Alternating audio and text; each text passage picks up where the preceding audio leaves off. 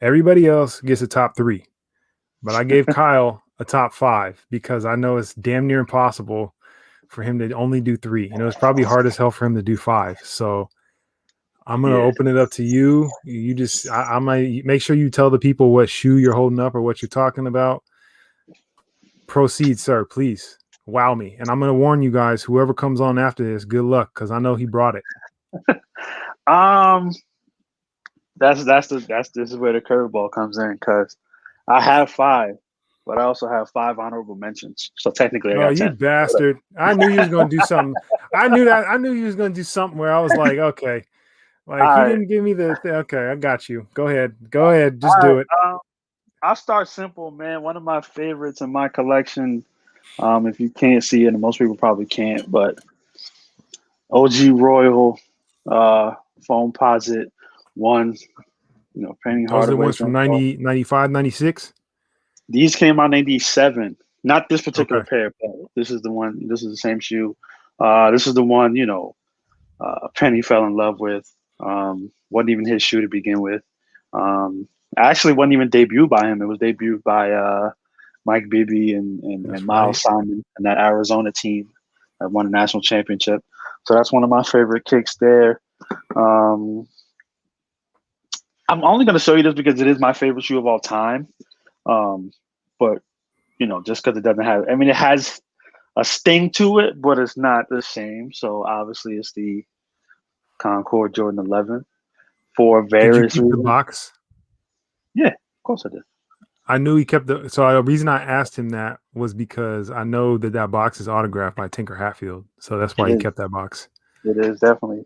Actually, the 11 is my favorite shoe all across the board. I mean, I don't know if you guys can see it, but I have quite a few pairs of them. I even have cleated versions. So I'm just a nut for 11. Another one I'll show you is one that, again, remember when earlier I told you I paid 4 figures for a shoe, but I really didn't, but I did. So it's the Nerf KD4. This is probably one of my prized possessions that I have in my collection. Story behind this is, and this is funny because Kev was the co-host in the show, right? So Kev was like, "Yo, let's go to campus and volunteer at the March Madness event that they had." And I'm like, "Okay, cool, let's go."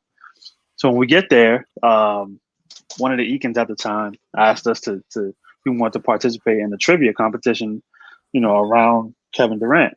Now, I knew Kevin Durant from a footwear standpoint, but not his personal life. And I ended up actually winning that trivia competition, and this was the prize. And I was like, okay, cool, free shoe, dope. I love it. Got into a little jam at one point and had to sell it, and I sold it for $1,400, and I hated it. That was the longest walk to the post office in my life. I'm not a big fan of reselling. Usually, when I get a shoe, it's probably because I want it. But when I sold it, the dude told me, he's like, "Hey, look, man, I'll hold on to it. I know you're in a jam. I'll hold on to it for you. You ever want to buy it back, you can." And I sold it for 14, but I paid 12 for it. So did I really pay 12 for it? I kind of think it's a $200 profit, if you ask me. So that's my thought with this shoe. That's the story behind the shoe. But I love this shoe because it's so rare. And the whole boxing kit came with the Nerf basketball. And, you and I growing up, Nerf basketball, Nerf football, and Nerf anything was fun for us. So that was a moment there. Now, see, that was tough. I'm gonna say real quick, the Nerf thing was tough for me because I was big as hell when I was a kid. So like, you go dunk on that because you like 6, 7 years old, punching it on that thing, just dunking over and over and over, Yeah, like no big I deal. broke plenty of backboards, of course. Yeah, I broke many. yeah. I had like 1 or 2 of those, and I was just like, all right, I think this is not for me. I'm too big for this. Next one I got, for those who do know me, and from a sports standpoint, they know that I am a very, very huge University of Michigan fan, both basketball and football, and even baseball now. So one of my possessions is the University of Michigan 12, the Air Jordan 12. So that's one of my favorites there. I actually have a crazy Michigan collection of footwear, so that's pretty dope. And the last in my top 5 of shoes that I own before I get to honorable mentions. Um, New York is known to be a basketball powerhouse as far as high school basketball, street ball, you name it. And I went to a high school that was definitely a part of that. And we did major things. The legacy that Rice High School has in New York City from a basketball perspective is well known. And we were also sponsored by Nike and specifically Kobe. So up until we closed in 2011, which as a sidebar, we're trying to get that reopened and then rebuilt and whatnot. But up until that point, we were sponsored by Kobe. So we had all Kobe PEs.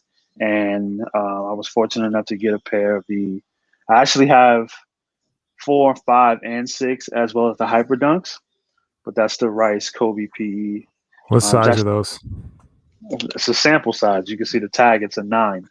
So motherfucker. I knew it was a sample because I saw the tag and I was like, I just have to confirm because it's either Kobe size itself, which is my size, or it's a sample. So Kyle is lucky that he can fit a 9 in a lot of shoes, you bastard. But that entire line, man, is near and dear to me because, I put my time in that school and the tensions and, being a graduate of that when we have these these pieces, they kind of, especially when you represent one of the greatest athletes, in NBA history. So that's a dope one for me. And now to the honorable mention stuff. So I'll just go through this pretty quick. There's no real, there's rhyme and reason, but I was only supposed to do 5. Galaxy KD4. Quick story. Like I said, we used to go to the ES. These shoes were $45. They were retailing at $90. So to get them half off was great. But to see that they resell for the thousands and $900 is crazy to me because I only paid $45 for them. Let me say too before you go to the next one, man. The Galaxy stuff they did. I think it was the KD5. Excuse me, the KD4, the Kobe 7, and the LeBron 9 at that time. Every single one of those shoes was dope. And then the next year they did Galaxy again, and the Galaxy stuff was dope again. Like it was just 2 years in a row of just bam, and the LeBron silhouette, the Kobe 7 wasn't so great, but the Kobe 8 silhouette and the KDs were on point. So all the Galaxy print stuff they did then was like out of this world. Not to sound too corny. This is another one that I'm super excited about. So this is the women's OG Jordan. And back then in 98, it was called the women's Jordan. And it was just that, women were wearing it. And I was just so fascinated by this shoe. I was like, yo, this is so dope. Why is it not, out or why, even when it came out back then, I wasn't really trying to wear a women's shoe. But I just was so enamored with this shoe. So when they retroed it and then they expanded the women's sizing, I was able to get it. So this is definitely one of my favorite shoes that I've wanted to see retro since '98. So I finally had a chance to get that last year. This shoe is not, it's not super fancy. It is a little bit, but it's an Air Force One that is the only Nike ID shoe that I have. But it was a gift from, at the time when we were at Nike, Tim Hershey. I think we had done well with numbers opening weekend or something like that. And he said, you guys can customize a shoe. If we won the competition, you guys can customize your own shoe. So I did an all elephant print Air Force One. If you can see it, it's red. And then it has olive laces. And the reason I did that is because it's synonymous with the Big Apple. So it's pretty much the shoe is the apple, the laces are the little leaf and green stem on it. So yeah, these are actually dope because I'm actually wearing these to a wedding next month. So I got some. Since you did that ID pair right there, Kyle, I got some for you because I still got my ID pair from that same thing. So hold on, let me pull them out real quick. Hold on.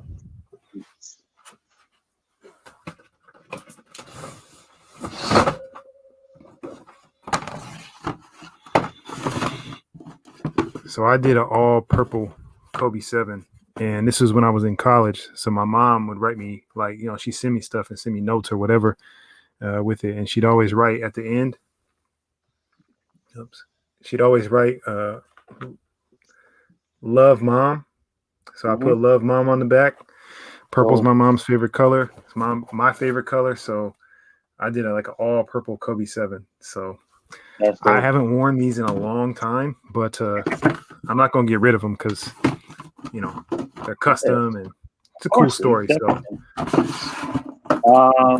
next shoe I got is this bad boy.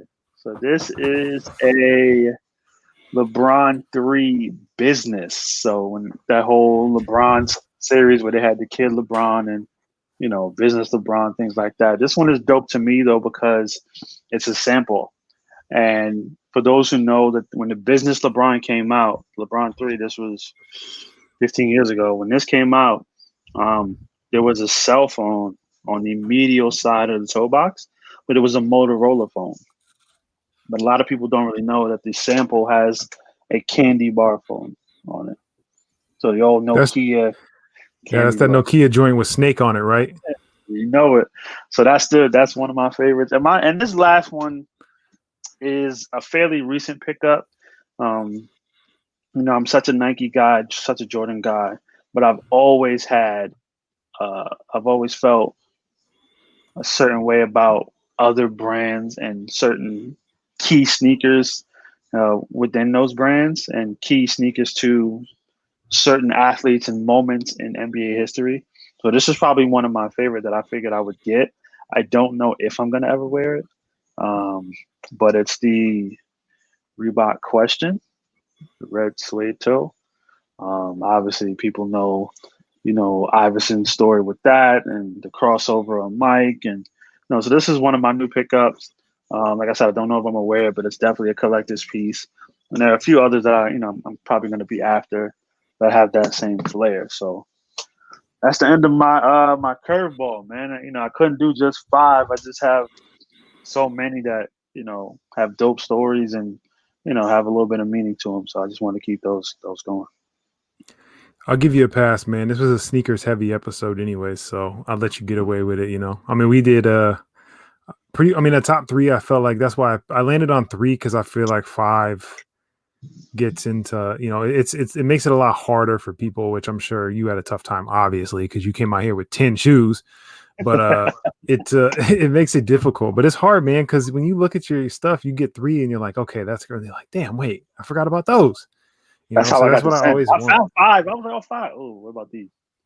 Oh, so it was, yeah. It took a while just to get 5.